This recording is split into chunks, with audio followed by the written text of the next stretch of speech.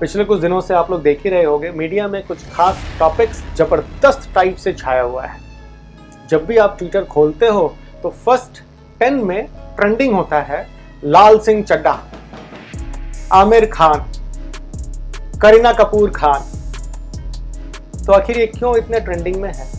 जैसा कि आप सभी जानते हो 11 अगस्त को ये मूवी लाल सिंह चड्ढा रिलीज होने जा रही है एंड इसके रिलीज के पहले ही लोगों में एक बॉयकॉट का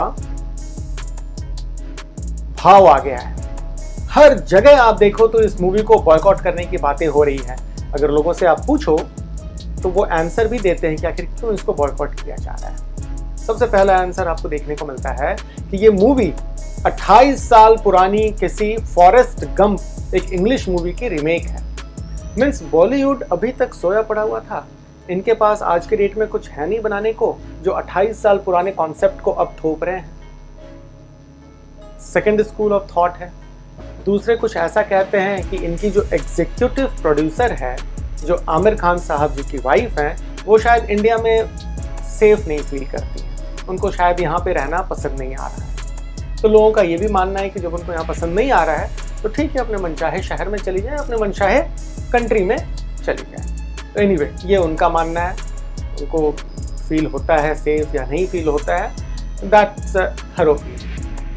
तीसरी बात अगर यहाँ निकल कर आती है तो वो आती है करीना कपूर खान की। करीना जी ने बोला था एक इंटरव्यू में कि हमें तो एक्टर, हमें तो हीरोइन आप लोगों ने बनाया है।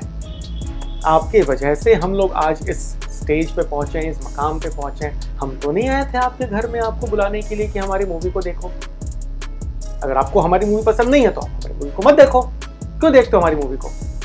तो लोग इस पर भी खफा हैं कि वो कैसे अपने फैन से इस तरीके से बात कर सकती हैं। एंड चौथी एंड मोस्ट इंपॉर्टेंट बात वो है सुशांत सिंह राजपूत वाला केस। ये तो जग जाहिर है, सारी दुनिया को पता है कि जिस दिन से ये हादसा हुआ था उसके बाद से कितनी नफरत है लोगों में इस बॉलीवुड से। तो ये कुछ खास बातें हैं जिसके वजह से आज ये केवल बॉयकॉट का चर्चा बना हुआ है। एनीवे, हमारा यहाँ पे कोई एम नहीं है बॉयकॉट करने का या सपोर्ट करने का। आपने देखा होगा हमने पहले भी बहुत सारी मूवीज़ पे वीडियोस रिलीज किया है, लेकिन वीडियोस रिलीज होता है केवल एंड केवल डिजीज़ पार्ट को लेकर। जो उस मूवी में दिखाया जाता है डिजीज से संबंधित, उस बीमारी से संबंधित चीज़ों को हम लाते हैं अपने प्लेटफॉर्म पे एंड आपको जागरूक करते हैं कि हाँ, ऐसी बीमारी भी हो सकती है या ऐसी बीमारी केवल काल्पनिक ही है। ठीक इसी तरीके से आज मैं इस प्लेटफॉर्म के जरिए फिर एक डिजीज़ आपके सामने लेकर आ रहा हूँ, जो मूवी फॉरेस्ट गंप में दिखाई गई है, जो 1994 में रिलीज हुई थी। एंड चूंकि माना जा रहा है आने वाला फिल्म लाल सिंह चड्ढा वो point to point, reel to reel copied है फ्रॉम दैट फिल्म, तो उम्मीद करता हूँ जो डिजीज़ वहाँ दिखाया गया था वही डिजीज़ यहाँ भी दिखाया जाएगा। तो यहाँ पे मैं आपको जस्ट अवेयर कर दूँ एक ऐसी बीमारी से जो रियली सुनने में बहुत अनोखी है। कैरेक्टर होता है मोरोन, मीन्स IQ लेवल अगर आप देखो तो होता है 70 से कम। सोचने समझने की शक्ति उसमें बहुत कम होती है, फिर भी वो एक टाइम पे जाके आपका हीरो बन जाता है। वो दुनिया के लिए एक प्राउड फील करवाता है, कुछ एक्स्ट्रा ऑर्डिनरी काम कर जाता है। आखिर कैसे, क्या है ये, इसी चीज़ को आज मैं क्लियर करने जा रहा हूँ इस वीडियो में। एंड उम्मीद करता हूँ इस वीडियो के एंड होते होते आपको सारी जानकारियाँ मिल जाएंगी एंड ये आपको पसंद ज़रूर आएगा वीडियो। तो लाइक करना ना भूलें, शेयर ज़रूर कर दें एंड सब्सक्राइब नहीं किया है कोई बात नहीं, अभी भी कर सकते हैं सब्सक्राइब।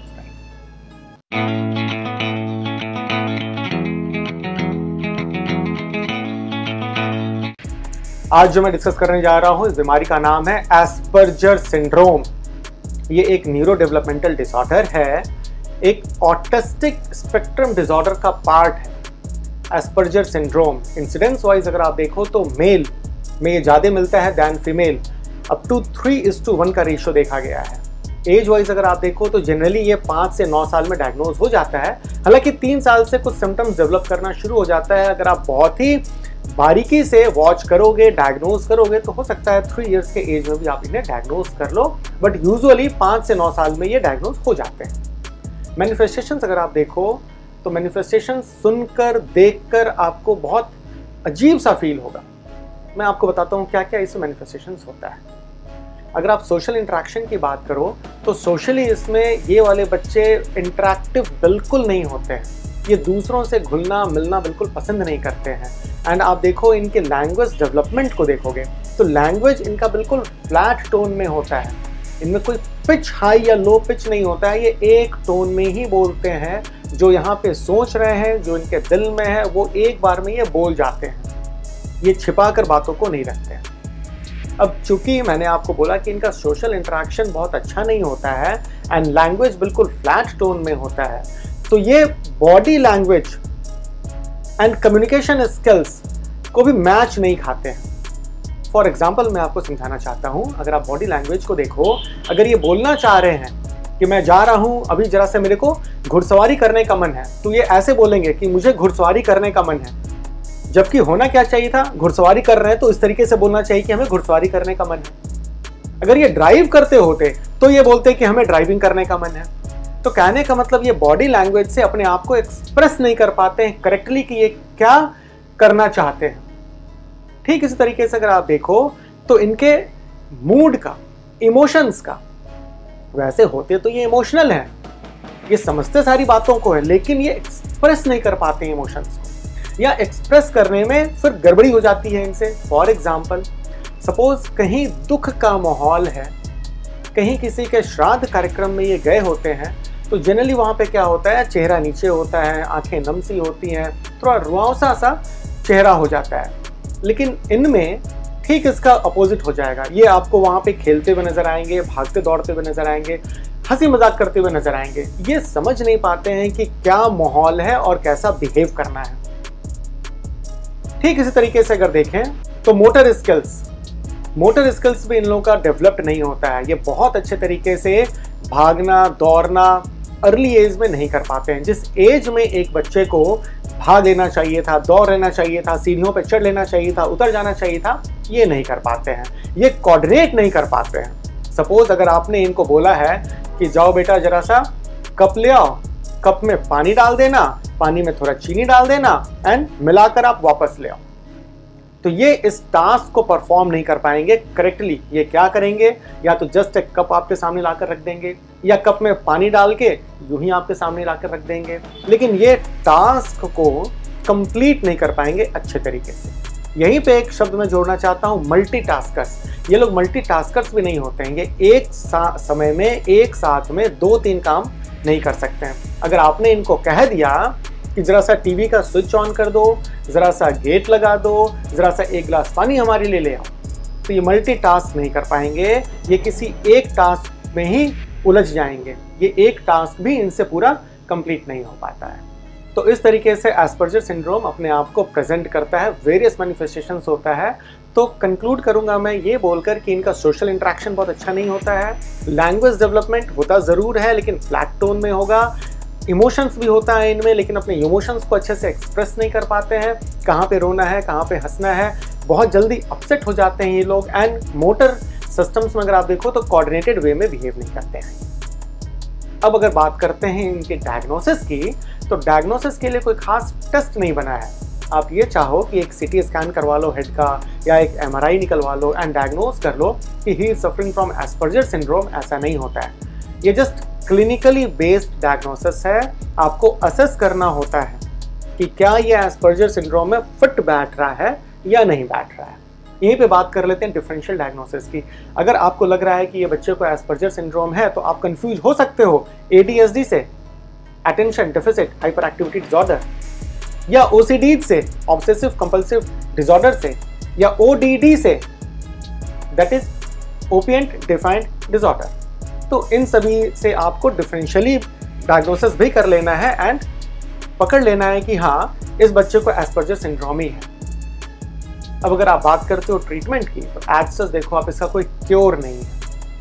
आप चाहो कि 100% रिवर्स हो जाए, ऐसा रिवर्स नहीं हो सकता है। हाँ, आप यहाँ पे कुछ थेरापीज की मदद ले सकते हो, जैसे ऑक्यूपेशनल थेरापी दिया जा सकता है, स्पीच एंड लैंग्वेज थेरापी दिया जा सकता है, कुछ मोटर स्किल्स डेवलपमेंट के लिए ट्रेनिंग सिस्टम है वो कराया जा सकता है, विजन को एंड ईयर को बार बार रूटीनली आपको चेकअप कराते रहना होता है एंड अगर कोई प्रॉब्लम्स आपको नज़र आता है तो उसे धीरे धीरे डील किया जाता है। कुछ फिजियोथेरेपी की भी आप इसमें मदद ले सकते हो। तो ये डिफरेंट थेरेपीज अगर आप फॉलो करोगे तो कुछ इंप्रूवमेंट आपको एस्पर्जर सिंड्रोम में देखने को मिलेगा। अब यहाँ पर आकर आप ये सोच रहे होंगे कि अगर एस्पर्जर सिंड्रोम वाले बच्चे ऑटिस्टिक में फिट होते हैं तो आखिर ये कैसे कुछ एक्स्ट्राऑर्डिनरी काम कर लेंगे, आखिर कैसे ये कुछ ऐसा कर दिखाएंगे जिससे आपको प्राउड फील हो।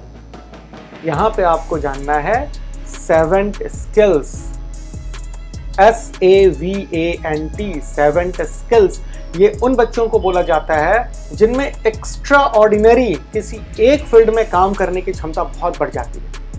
जैसा कि मैंने आपको पहले बोला कि ये मल्टीटास्कर्स नहीं होते हैं, ये किसी एक टास्क को ही करते करते उलझ जाते हैं। तो ये कुछ ऐसे बच्चे हैं 7 स्किल्स वाले जिनको एक टास्क अगर आप दे दो तो उस टास्क में ये इस तरीके से, इस कद्र से घुस जाते हैं कि एंड तक चले जाएंगे उस टास्क के, मतलब माइन्यूट डिटेल्स को भी ये एक्सप्लोर कर लेते हैं। सपोज फॉर एग्जांपल अगर आपको वुड कार्विंग का शौक है तो ये बच्चे वुड को बहुत बारीकी से कार्व कर सकते हैं। अगर किन्हीं को मिट्टी का घड़ा, ग्लास, चम्मच, कटोरी बनाने का अगर शौक है तो ये बच्चे अगर इनको इसमें थोड़ा भी डाल दिया जाए इस फील्ड में तो आप देखोगे तो एक से एक बढ़कर ये कारीगरी कर सकते हैं। तो ये होता है 7 स्किल्स। तो जिन बच्चों में ये 7 स्किल्स डेवलप्ड होता है वो कुछ एक्स्ट्राऑर्डिनरी कर दिखा सकते हैं एस्पर्जर सिंड्रोम होने के बावजूद। यही मैं इस वीडियो में आज कहना चाह रहा था कि हाँ, ऐसी भी बीमारी होती है, ऐसा भी डिजीज होता है, ऐसे भी बच्चे होते हैं दुनिया में। उम्मीद करता हूँ ये वीडियो आपको पसंद चल आया होगा। मिलते हैं नेक्स्ट वीडियो में कुछ नेक्स्ट रोचक बातों के साथ।